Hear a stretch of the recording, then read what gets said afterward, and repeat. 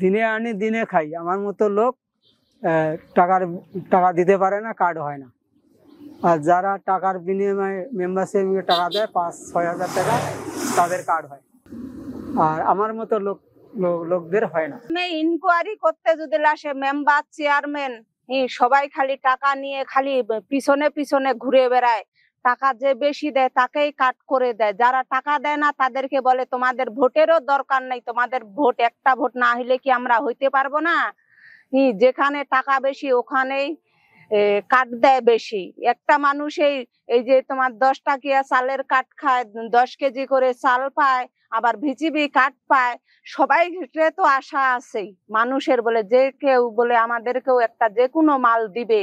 আর এই যে বিধবা মানুষগুলো আছে, বিধবা বা বয়স্ক, এদেরকে বাসায় দেখে বলে অসহায় না খায় পড়ে আছে, তারপরেও এদেরকে একটা কাট করে দেয় না।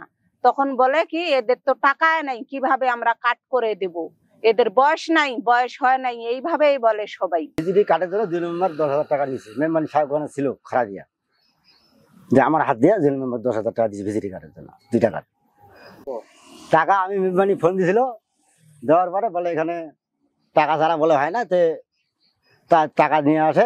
এই মুহূর্তে টাকা কোথায় পাবো? তো 3টা কার্ডে কত বলে 15,000 টাকা নিয়ে আসে। অতগুলো টাকা নেই আমার কাছে। তো 2টা মনে করেন 1,010 টাকা ম্যানেজ করে নেওয়া যাবে। নেওয়ার মুখে টাকা কাক দিবেন কথা জেল মেম্বার এখানে আছে। ইউনিয়ন পরিষদে যেগুলো হচ্ছে ভিজিটি কার্ড গুলো আসছে, যেন যোগ্য লোকগুলো পায়, গরিব মানুষগুলো পায়, যেগুলো হচ্ছে যোগ্য হয়ে আছে সেগুলো যেন পায়। টাকার বিনিময়ে যেন কোনোদিনও না হয়, টাকা যেন দিতে না হয়, টাকা যেন নেওয়া না হয়। মেম্বার চেয়ারম্যান এগুলো হচ্ছে টাকা খাচ্ছে, এগুলো হচ্ছে করে নিচ্ছে, এগুলো যেন না হয়। এগুলো আপনারা এগুলো বিবেক করে বিবেচনা করে যোগ্য হিসাবে ব্যবহার করবেন। আমরা তো হচ্ছে মধ্যবিত্ত মানুষ, আমাদের হচ্ছে একজন মেম্বার হচ্ছে কার্ড দিছিল হচ্ছে ভিজিটি কার্ডের সেজন্য 3,000 টাকা নিচে একটা চাউলের বস্তা নিয়ে নিছে। ফের আর হচ্ছে এই জারিং হচ্ছে 5টা বস্তা দিছিল, একটা বস্তা নিয়ে নিছিল। তখন ওইখানে চন্দনবাড়িতে আমাদের হচ্ছে কাঁচাল লাগার পরে তখন হচ্ছে বস্তাটা ফিরিয়ে দেয়। জেলা একটি অবস্থাশালী আছে, চলার মতন আমার পায়। আর যেন আমার মতন লোক কতটা কাজ করে খায়, ভ্যান চালায় খাই, এলে আমাদের পাই না। পারে তো পয়সা আনাকে।